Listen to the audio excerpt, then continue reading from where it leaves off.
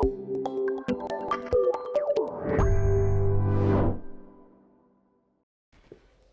this is Aaron for PV Buzz. I'm here with Bernard from HPQ, and I have a lot of burning questions for you today.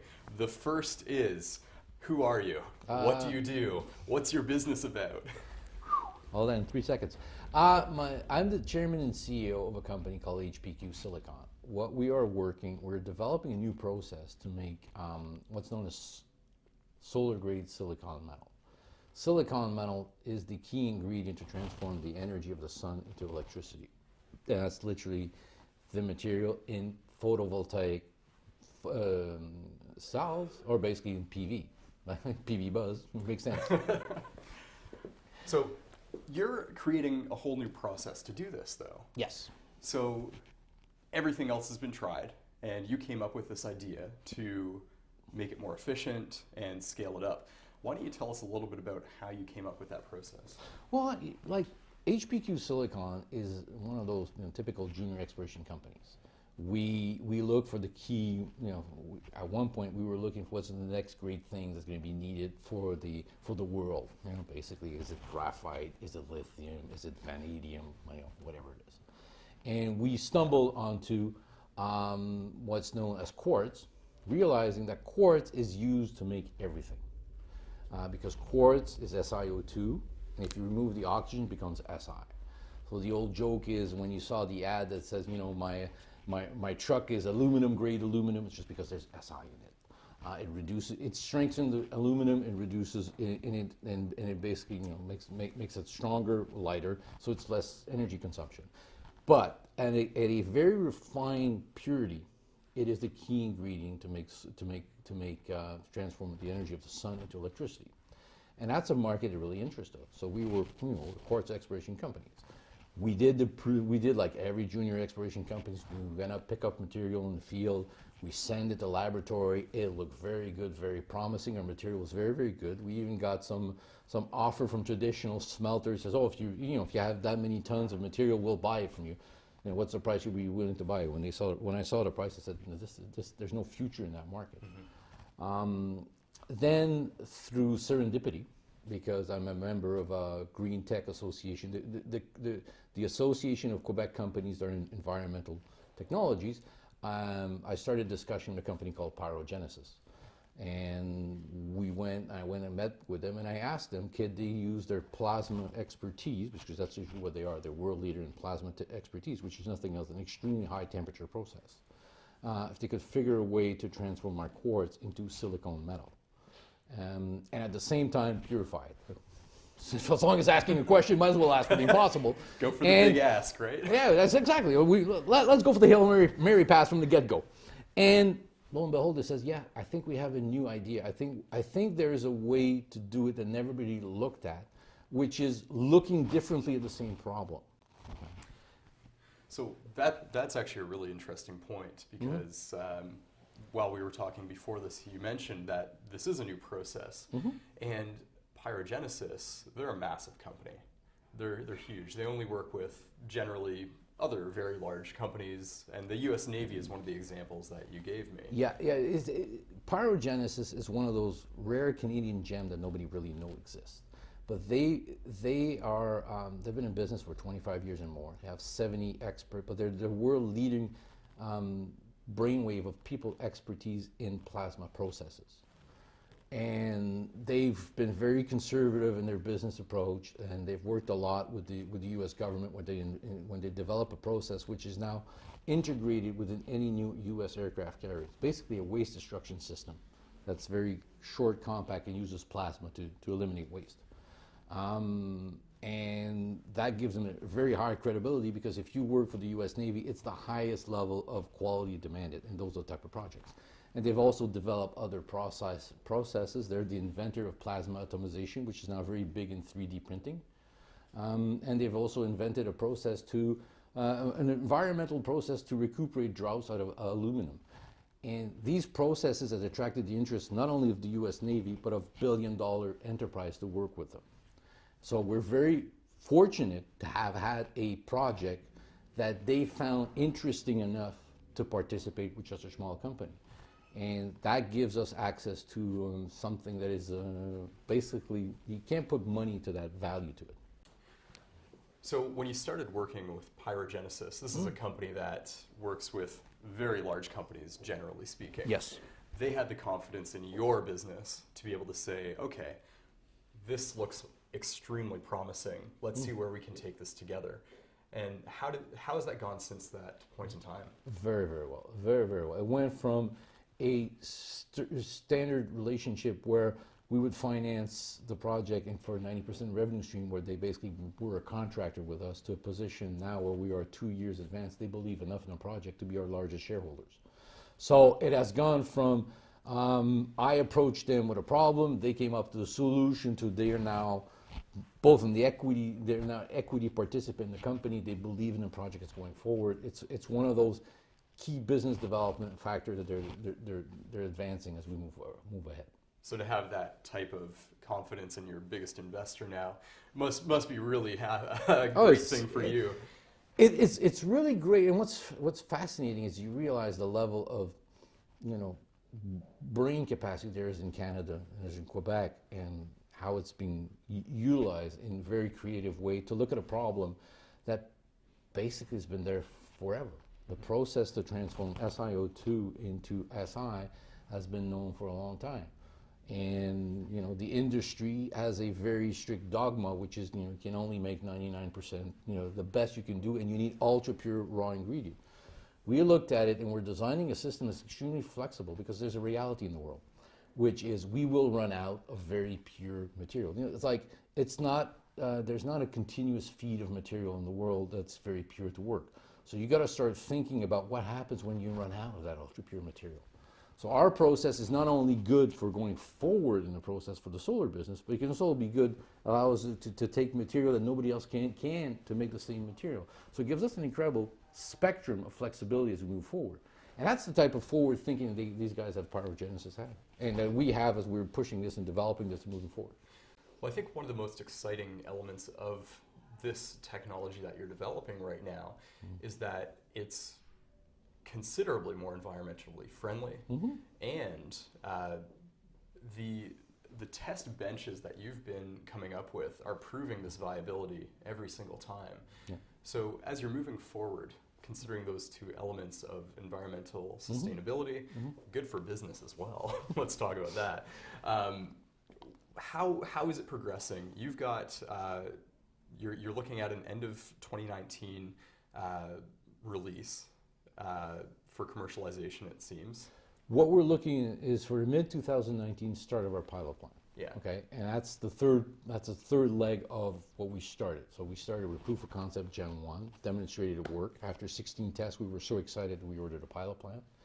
Waiting for the pilot plant to become operational, we designed Pyrogenesis and I came up with the idea of doing a Gen 2, which is a proof of concept for commercial scalabilities, where some of the key hypotheses behind the process were tested, demonstrated it work. We issued many press releases on that. And now with the Gen 3, it's going to be really a commercial scale. Then the next Gen 4 is the first commercial machine to start producing material at a commercial grade. So we're on the right path, we're on the right trajectory. It's advancing step by step as required, because the key to success is you have to go fast enough to commercial scale, but not too fast. And doing multiple steps of learning, and you figure it out. Now with the Gen 1, we figured out, we did everything we could do with that machine. Then we went to the Gen 2 and we figured it out. With the Gen 2, we figured out a lot of things that we didn't think about in the Gen 3 that we already started to resolve. And the Gen 2 being such a small machine, if we break it, it's not long to fix. The other machine we break, was going to be long. So we've removed a lot of the unknown that we knew then. They have now become known problems. And then we know we'll be able to attack it the same way moving forward. So one of the other elements of this process as you continue the refinement is the reduction in costs associated with it. How does that look for your investors, and how does that look for the future of the solar industry? What's funny about the solar industry, it's one of those weird industries which nobody knows. It's actually moving faster than computer technology. All right, the speed, the laws of physics for how microchip are organized. In the solar industry, we're beating them like nuts. And when 5-10 years ago, okay, the biggest cost in a solar part was the silicone metal in the solar panel. Now it's the cheapest part. It's 20% of the cost. So in a certain way, because the cost reduction have been done, the costs have been transferred everywhere else, that part which I'm working on, nobody's really attacking it because it's a low margin business because it required massive capital to build, but you're now a low margin. We're now actually in a position where the spot price of the industry is below the cash cost of about 80% of the producer. I'm not even talking the all-in cost. I'm just talking about the cash cost. That's not an environment that's sustainable. So even though we've reduced the amount of silicone needed to generate 1 watt, when I started 3 years ago, it was 5 grams of silicone to generate 1 watt. We're now at 3.2. Predictions are 3 by the 2 years from now. That's massive for these people because that's a heck of a lot of silicone being destroyed, silicone demand being destroyed. But the demand of gigawatt is so strong that still in absolute number, demand for tons of solar grade silicon metal is going up. But if you're in a business where you have an all-in cost between $14 to $25 a kilogram and the material is selling at 10, it's not sustainable. Okay? And I think everybody's sort of playing a game, okay, who's going to die so I can take their market share? And we're coming at this from a completely different perspective, and we're shooting for, $7, $8 all-in cost. That's what we're shooting for. We have room to succeed in that environment because demand is not going to disappear. So what you're really offering is a chance for the solar industry to scale up a lot faster. What I'm offering is a solar industry to be able to continue in the incredible path of cost reduction. Right now, I'd say that we are at a point of inflection. All right, solar energy is now a point where it's competitive with all the other type of fossil fuel. We're not looking at making it competitive. We're making it the cost leader. We're making it the energy. So one of the questions that I've got for you is that there's been progression as the process has come along, efficiencies. So can you tell the PV Buzz viewers and everyone else about the stage 1, stage 2, and the upcoming PUREVAP? Sure. Stage 1 was fundamentally a proof of concept machine. It's a typical run-of-the-mill lab test area. Basically, it's a very controlled environment space. It's a like I say, it's a batch process. So it's just designed to prove the hypothesis behind the project. Once we've done this, and the results were very positive, we decided to order a pilot plant because I knew from the beginning that making pure stuff at Gen 1 has no real life-changing value to the industry because anybody can do, lots of those things. It's really going to commercial scale. And as I mentioned, with Pyrogenesis, from the get-go, our view was, okay, if the process works, can we make something commercial out of it? So after we ordered the pilot plant, we realized, okay, we need something in between to be able to start testing immediately a lot of the key hypotheses behind the science. Would they work at Gen 3? And this is what the Gen 2 was, and it's been a tool that we've been using for the last 16 months on an ongoing basis, doing multiple series of tests. Either we were testing the design parameters of the Gen 3, the operational parameters, does it meet the criteria, but the key point we wanted to do is, does the main hypothesis under which the process is designed, did it work? And we've done that. We believe that we have the only process in the world that can do in a semi-continuous mode of smeltering under vacuum. And that we've proved that the process works. So that's really one of the key aspects of it. We also proved the second hypothesis is that as we increase our production yield, due to the increased size of our reactor, basically the purity of the material we're doing will go up. And it's moving forward in that direction. So for someone like me who doesn't necessarily understand all of those terms, what does that mean for the average person that's looking at HPQ? Well, to look at it like this, in 2015, 2016, we had an idea. Okay, here we are in 2019, we've de-risked that project. Many of those ideas we've demonstrated that they work, they can be done operationally and move forward. So the difference between investing in 2015 is you're investing in just an idea. If you're investing now in HPQ, you're investing in an idea that's been demonstrated it works. So the risk profile of the projects has reduced. I would dare to say that we've cut about 75% of the risk moving forward just by doing what we've done. We've learned a lot from it. We know where we're going with this process. We've understand much more what are the strengths and how we can play out on the strength of the process as we move forward. And one of the key elements of that is that you've also proven that this can scale up. Yes. So We proved that in multiple equations. We proved it in Gen 1, but what was really key is with Gen 2, we've proven that we could do it on a semi-continuous basis. What that means for the layman is basically we can do multiple cycles of running and producing material, and that's the key of what we're doing. So once this continues to scale up and it reaches commercialization, there are, of course, a lot of competitors in this space. What does that mean for you and for the industry? To be totally honest, I don't think there's any competitor in our space. There's competitor in the sense that people are doing the end material that we're doing, but we don't have any competitors in the process being designed and what we're doing. We're the only one that's looking at this approach of doing it. And we'll be the only one that's going to be producing this purity material in one shot out there. And one of the things people have to understand is this is an R&D project that keeps moving forward. When we started, our ultimate goal was to make solar-grade silicon metal in one step. What I've learned over the time, as I started to work with another partnership with an Apollon, which was basically world expert in metallurgic process to make solar-grade silicon metal, is that I do not need to reach that perfection, which is 6N and above in one step, to start looking and implementing a process that will already impact the solar industry. From 4N on, we can definitely start working toward making a solar-grade silicon metal with additional steps into it. But since our basically feed material is going to be so pure, it's going to be easier to reach that goal. That's a really interesting answer because solar as an industry is growing so quickly, especially in a place like China, certain European countries. Canada's solar industry is still fairly young in a lot of ways. What does that mean for the Canadian solar industry, especially when you compare it to the international market? I never looked at it that way. I never looked at it as Canada, the solar industry. I looked at it as the key ingredient to make solar-grade silicon metal is energy. And what does Canada have? Lots of energy. What does Canada have as a problem? How do we export that energy? If it's Quebec, how do we install power line?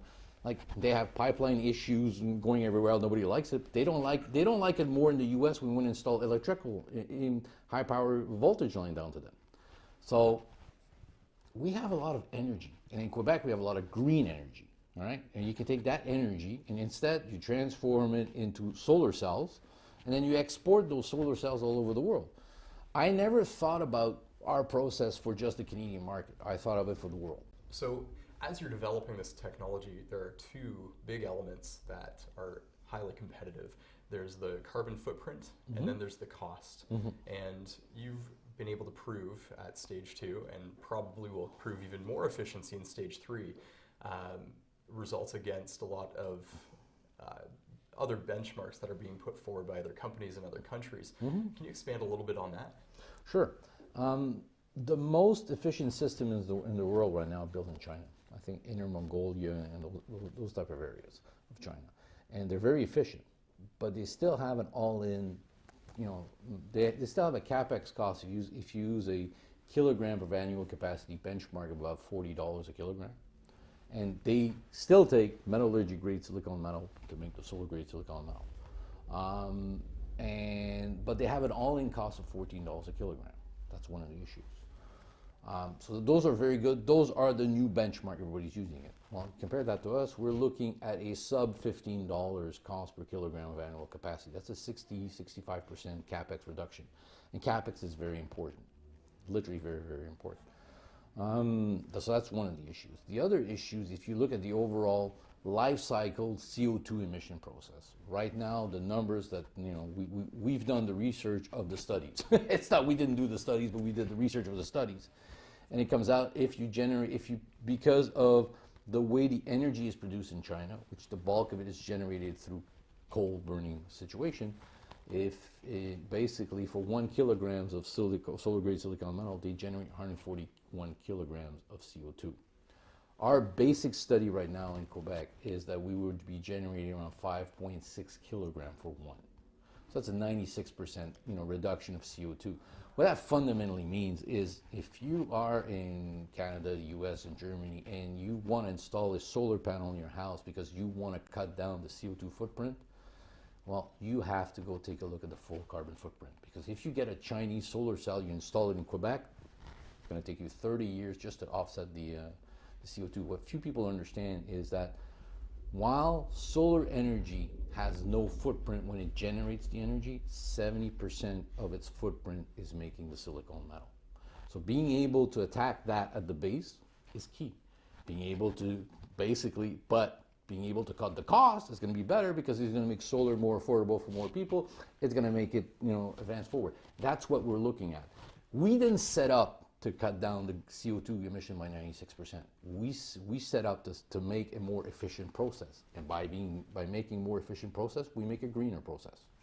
So to me, that sounds like a home run because you've brought down costs, you've brought down the carbon footprint across the board for retail customers, for industry. This sounds like a great idea to jump on. So I guess my next question is, as you begin to prove viability at this scaled up level, how long do you think it's going to be before we really see this translating into products that we can go buy at Home Depot, for example? Well, our goal this year is to demonstrate the Gen 3 works and then start producing our first solar cells and then figure out where we are at the starting point and how we can refine the process. It's going to be realistically still a few years before you go to Home Depot and buy our PUREVAP branded type of solar cell. This being said, the effect on the industry is going to be felt sooner because as soon as we start validating commercial scale, then people are going to want to come in and take a look at the process and see how it can be implemented. I can give sort of an example. It's sort of funny how the solar industry has now gone into, at the beginning, solar cells was so much the key ingredient of the cost that it was around that everything centered around. Now it's sort of got to a point it's almost the lost leader because 80% of the cost of a solar park is all the electrical infrastructure underneath as opposed to the solar cells. That's really fascinating where the industry is going. Mm-hmm. One of the other things you just mentioned a couple of moments ago is that one of the biggest impacts is the actual production of the units. So if you're bringing in a 95% footprint reduction, carbon footprint reduction, what effect do you think that has on the industry? Well, as buyers become more aware of the footprint and the total footprint, that will become a more and more important factors.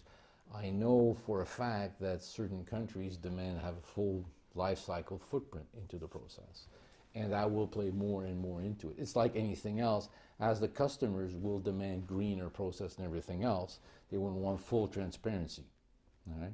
There should be full transparency. When you buy a solar panel, you should know how much CO2 was done, and you can make an enlightened decision. So that's really what it is. That's where I think we're going. So we've been talking a bit about disruptive technology and how this really is one of them. This to me seems like the type of thing that when the results continue to show improvement, the Canadian government, the Quebec government, this seems like the type of thing that they should be investing in, especially considering that solar isn't going anywhere.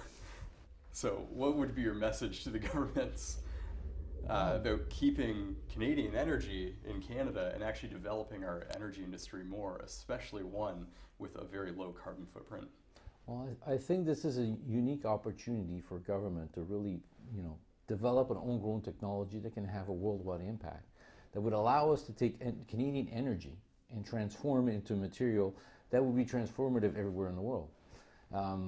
Just to give as an example, Africa, their infrastructure requires a lot of solar technology.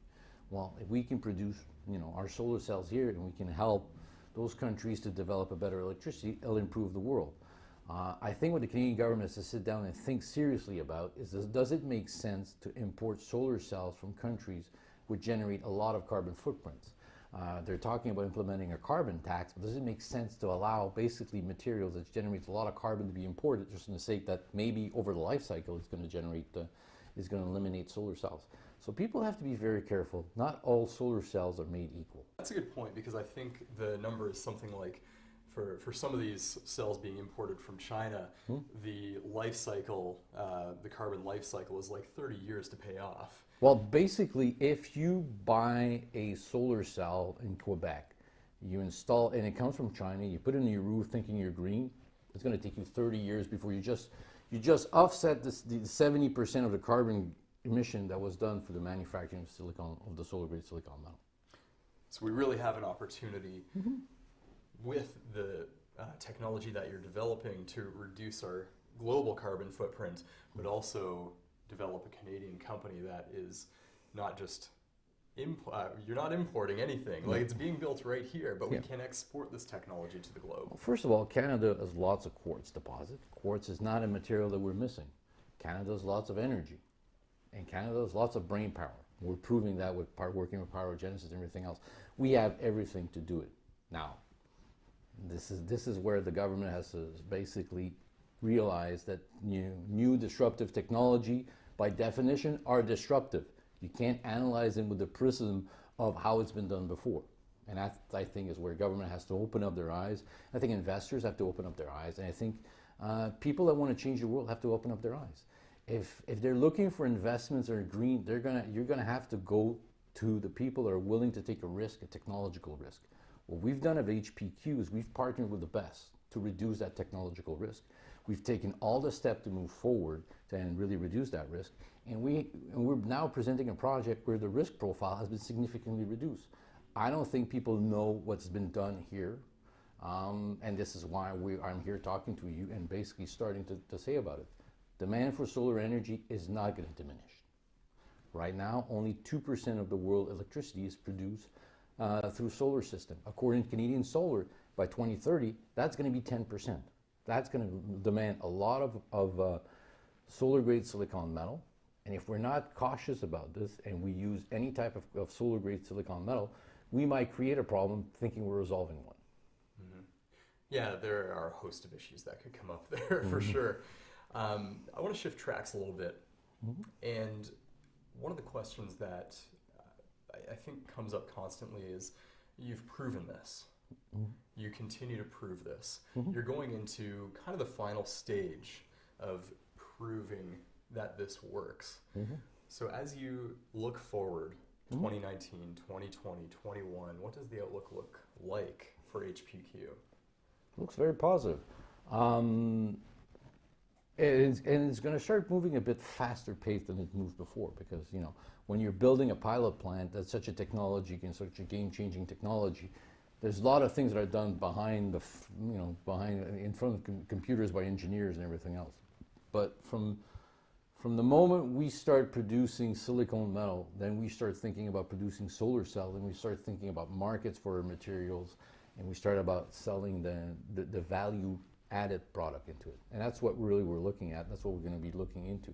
And we've already seen multiple applications outside of solar that can be of interest.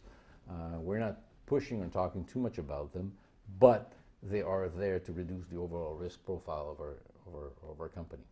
I do want to ask you about that because that is an interesting point.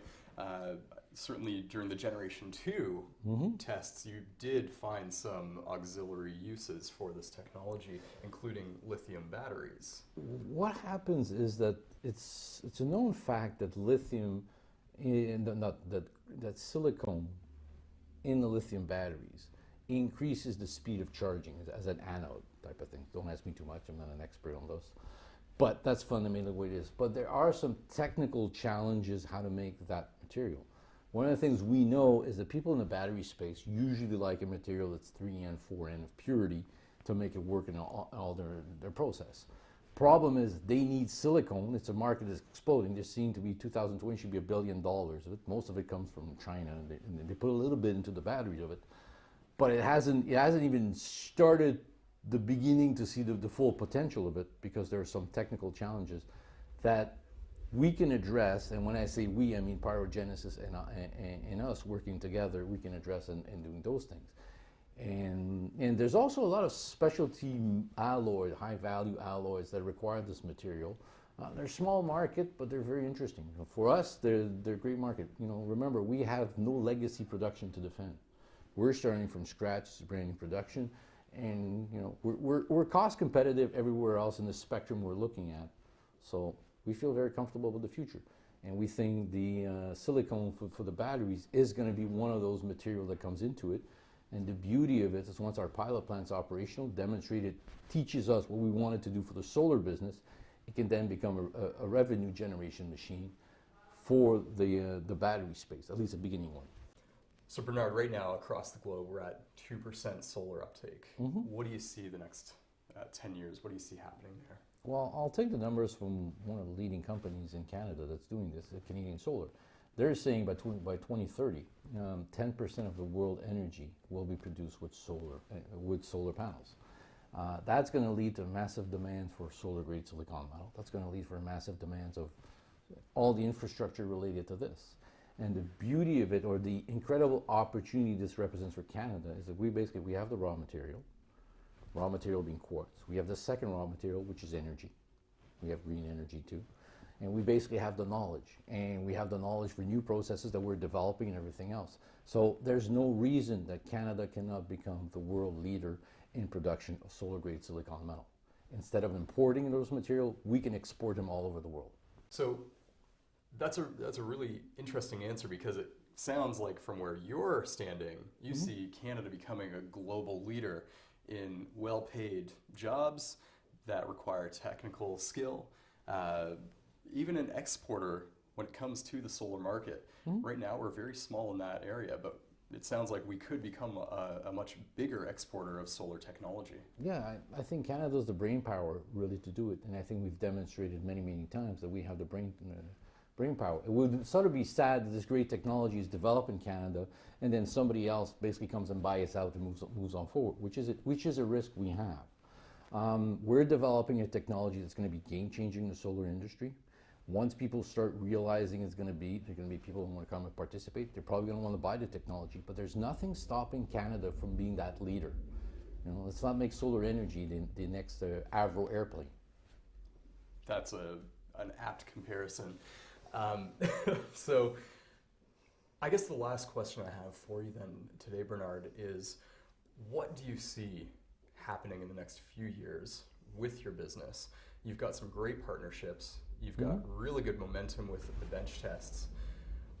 Where do you see this going, and what are you most excited about? I'm going to be very excited once we start having our first pour of material from the Gen 3. That's going to be one of those aha moments. We've done it. But I've been long enough in the business to know that means now the next challenge is going to be producing solar cells, getting ready for the next step, moving forward, meeting more and more investors.